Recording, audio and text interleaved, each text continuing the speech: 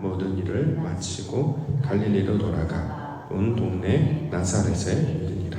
아멘. 누가복음 2장 34절부터 39절까지 본문입니다. 여러 사람의 마음의 생각을 드러내려 함. 여러 사람의 마음의 생각을 드러내려 함이라는 말씀의 제목입니다. 35절에 나와 있습니다. 35절 말씀 보시면 또 칼이 내 마음을 찌르듯 하리니 이는 여러 사람의 마음의 생각을 드러내려 함이니라 하더라. 이렇게 증거하고 있습니다. 예수님은 이 땅에 빛으로 오셨죠. 그래서 땅을 비추셨습니다. 창세기 1장 2절에 보면 땅이 혼돈하고 공허하며 흑암이 깊음 위에 있고 하나님의 영은 수면 위에 운행하시니라. 하나님이 이르시되 빛이 있으라 하시니 빛이 있었고 이 말씀을 성취하시기 위하여 이 땅 가운데 빛으로 오셨습니다. 자, 땅이 혼돈하고 공허했기 때문에 흑암이 깊음 위에 있었기 때문에 우리 하나님 찾아오셔서 빛으로 임재하셨다라는 거죠.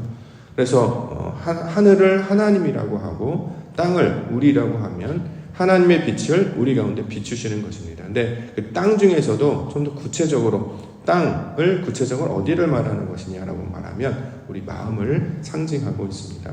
우리 마음 가운데 하나님께서 빛을 비추어주시는 겁니다. 빛을 비추어주게 되면 어떤 일이 벌어지면 보이죠. 그 속에 그 내용이 어떤 것인지를 보이기 시작합니다.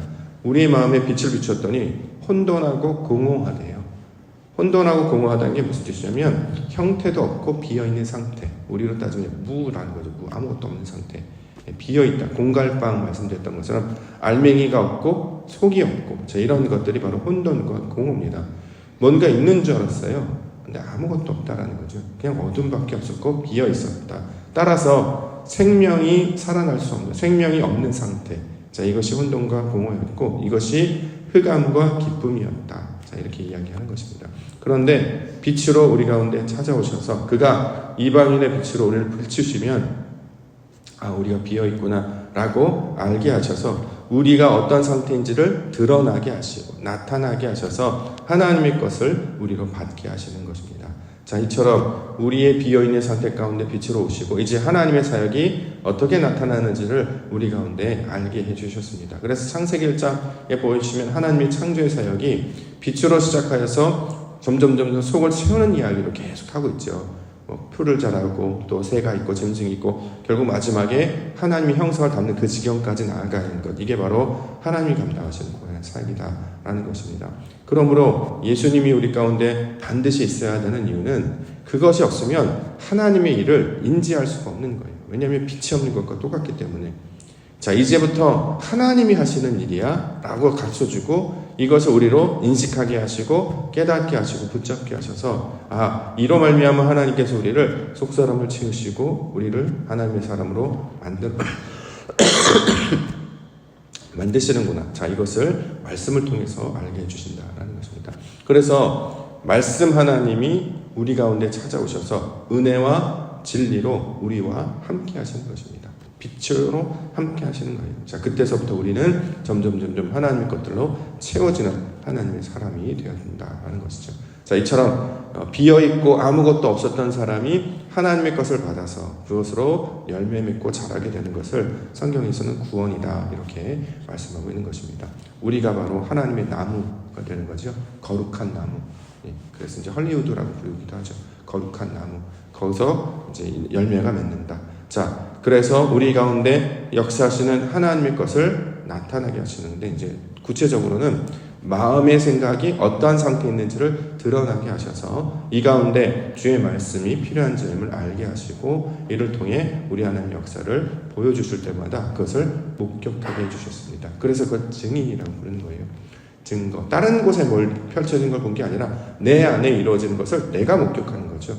내가 실제 그 사람이 되기 때문에 자, 이 복음의 소식에 저와 여러분들을 불러주신 줄 믿습니다.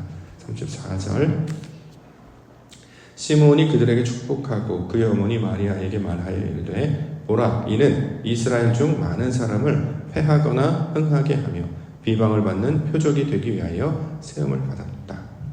자, 앞으로 오는 그 분이 이스라엘 중 많은 사람을 패하거나 흥하게 하며, 여기서 이제 패하거나 흥하게 한다라고 하는 것은 패하다라고 하는 것은 이제 무너지다. 그다음 흥하다는 것은 일어나다 이런 뜻이거든요. 우리를 무너지게 하시고 다시 일어서게 하는 것입니다.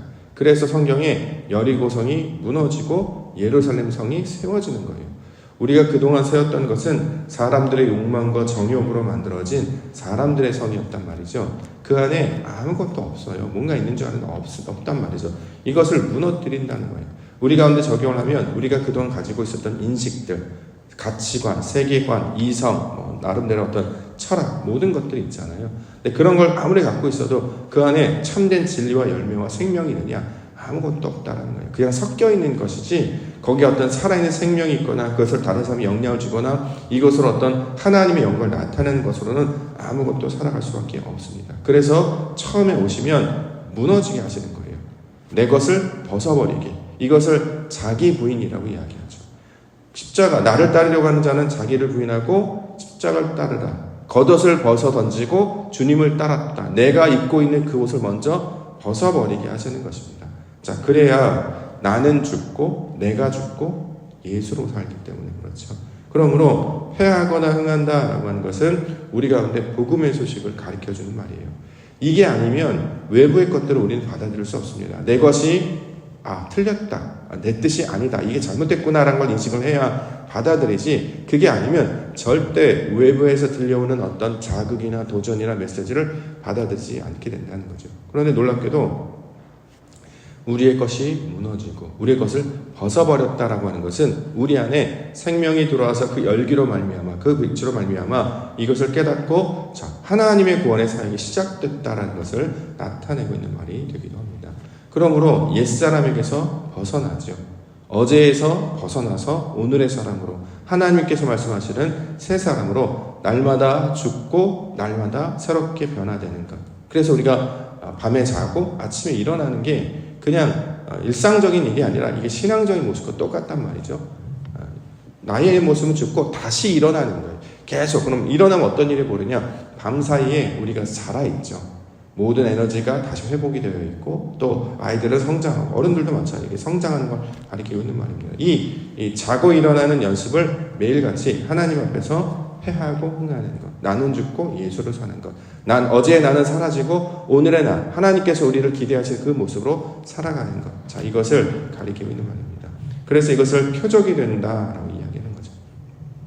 그래서 비방을 받는 표적이라고 하는데, 하나님을 아는 자들에게는 그리스도를 아는 향기로 나타나는 것이고, 하나님을 알지 못하는 자들에게는 이제 죽음의 냄새로 나타난다는 거죠.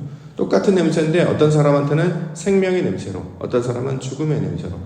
이것을 하나님의 것으로 맡게 되면 향기가 되는 것이고, 하나님의 것이 아니고 일반적인 것으로 바뀌면 불쾌한 것이라는 것이죠. 그래서 우리 가운데도 이제 그런 경우 있잖아요. 신앙적으로 본이 되시는 분들이 있어요. 본이 되시는 분들을 보면서 두 가지 반응이 나타나죠. 어떻게 저럴 수 있지? 나도 닮아가야 되겠다라고 받아들이는 분들이 있고, 반대로 일을 가는 사람들이 있죠. 왜 저렇게 잘난 척하네? 그러면서 비난하시는 분들이 있습니다. 이렇게 두 가지로 나타난다는 거죠. 이것을 비방받는 표적이라고 이야기하는 것입니다. 그런데 하나님이 보시기에는 우리가 그리스도를 아는 생명의 냄새를 나타나는 것이기 때문에 이것이 우리에게 하나님의 구원의 방식, 구원의 증거가 되기 때문에 우리에게는 바로 복음의 소식이 된다라는 것입니다. 우리에게 그리스도를 보여주셨습니다. 이제 진리를 보여주셨습니다. 그러면 우리에게 나타나는 긍정적인 자극은 이것을 가지고 정말 좋다, 도전을 받게 되는 것. 도전을 받으면, 이걸 다른 말로 감동을 받으면 변화가 나타나게 되는 것입니다. 이렇게 나의 생각에 머물러 있다가, 이전에는 아무 생각이 없다가, 뭔 일만 있으면 비방하고 원망한 자가 있다가 어떤 일을 보면서 그것을 좋게 해석하고 아름답게 받아들여서 그것을 내가 받아들여야 될 양식으로 이걸 받아들이면 이것이 바로 하나님의 구원의 백성으로 성장하는 하늘의 양식이 된다라는 것이죠. 35절.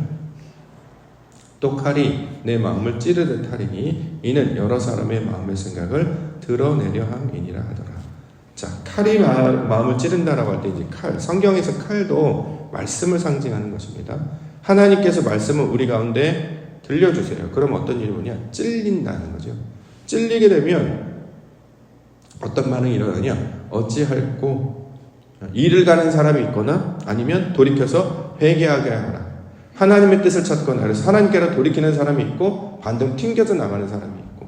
자, 우리는 그런데 이제 하나님의 뜻을 붙잡고 이게 바로 아버지의 뜻이구나 라고 하면서 마음을 돌이켜서 아버지의 집으로 가는 것이죠. 예를 들어서 둘째 아들이 세상에 나아가서 무너지고 망했어요. 그래서 쥐엄나무 열매조차 먹을 수 없더라 한탄해서 그 자리에 계속 머물르면서 아이고 내 팔자야 왜 세상은 안 돼 원망하고 사람들 비난하고 저주해봐야 계속 그 자리라는 거예요. 그런 생각이 들었다면 이게 잘못됐구나 이런 돌아와야 된단 말이죠. 이게 바로 지혜 있는 자고 구원의 백성의 모습이 된다는 것입니다. 놀랍게도 우리는 그곳에 계속 있지 아니하고 돌아오게 하셨어요. 애굽에서 나오게 하셨고 바벨론에서 돌아오게 하셨어요. 그래서 헤브론 땅 예루살렘으로 돌아오게 하셔서 그 하나님이 계시는 곳, 하나님께서 택하신 그 처소에 마음을 두며 살아가게 하여 주셨다는 거죠. 그 하나님이 계신 곳이 바로 진리의 땅이요 생명의 땅이 되게 된다는 것입니다. 히브리서 4장 12절부터 말씀을 보면 하나님의 말씀은 살아있고 활력이 있어 좌우에 날선 어떤 검보다도 예리하여 혼과 영과 및 관절과 골수를 찔러 쪼개기까지 하며 또 마음의 생각과 뜻을 판단하나니 지으신 것이 하나도 그 앞에 나타나지 않음이 없고 우리의 결산을 받으실 이의 눈앞에 만물이 벌거벗은 것 같이 드러나느니라.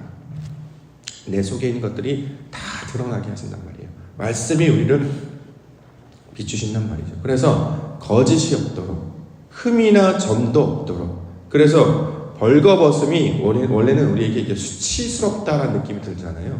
그런데 하나님 앞에서 벌거벗음은 부끄러운 일이 아니죠. 마치 부모가 아이를 안는 것과 똑같습니다.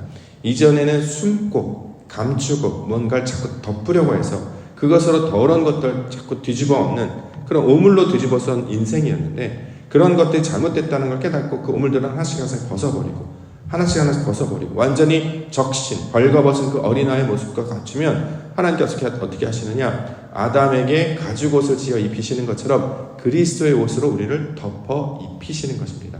그것을 입는 것을 성경은 구원이다 이렇게 이야기한단 말이죠. 이걸 이제 말씀으로 비유하면 말씀이 우리 가운데 들리고 메시지를 들을 때마다 마음의 반응이 일어날 때가 있어요. 찔리기도 하고 감동을 받을 때가 있고 이것이 좋은 것이라는 거예요. 왜냐하면 살아있기 때문에 그런 일을 해요. 나병 환자는 찔리고 아무리 찔러도 상처가 골마있기 때문에 감각이 없어서 뜨거운 걸 대어도 뜨겁다라고 얘기하지 않고 아파도 고통을 모른다고 하잖아요. 왜냐하면 죽어있기 때문에. 죽은 자가 이렇단 말이죠.